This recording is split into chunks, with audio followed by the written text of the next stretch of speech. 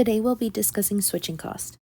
Switching costs are costs associated with switching from one brand to another. There's 3 categories in this: procedural, financial, and relation costs. In today's skit, Rihanna will be deciding between her long-term hairstylist or a local salon. Stacy, I have a dilemma. It's kind of silly, but it's also a really big deal to me. What's your dilemma? I've been going to my long-term hairstylist, Stephanie, for roughly 15 years now, and I just received an email from this new salon called Sola Salons that's opening up here in College Station. My dilemma is that I could go home to Stephanie and I know exactly what to expect, or I could risk going to this new salon, but they could potentially ruin my hair. So I'm having my dilemma of like, do I want to go to my old girl or do I want to go to a new salon? Stacy, can you help me out? Okay, let's break it down first. Financial costs are quantifiable costs, where you look at both options and how much you would be spending engaging in either option.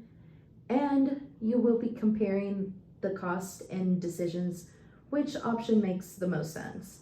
In this case, we're looking at gas cost, price of service, and the time it's going to take you to drive there and back. On the other hand, if you go to Sola Salons in College Station, you would save time and the gas it's going to take you to go to Dallas. Plus, Sola Salons is offering a huge discount because of their newly opened. I agree there are more benefits to going to Sola Salons. However, their discount that they're offering requires me to download their app and then schedule my appointment via that app, and I have to create an account and select the services that I want, and I'm not a tech-savvy person, and it would just be a lot easier to just call up my girl Stephanie back home and just drive home. I see. What you're describing right now sounds like procedural cost, where it involves the loss of time and effort it takes to learn the Sola Salon app and how to schedule your services.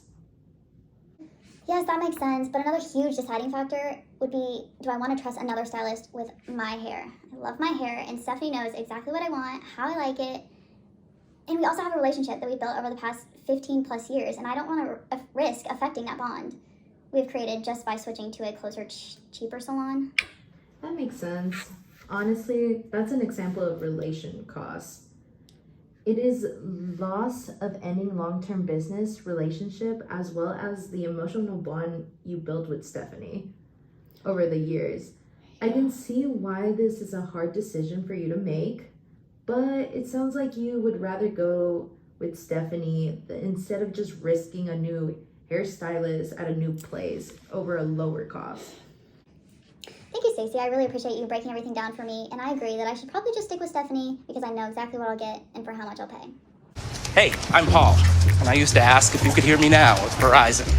Not anymore. I'm with Sprint now, because guess what? It's 2016 and every network is great. In fact, Sprint's reliability is now within 1% of Verizon. And Sprint saves you 50% on most Verizon, AT&T, and T-Mobile rates. So I switched to Sprint, and millions more have too. Can you hear that? Don't let a 1% difference cost you twice as much.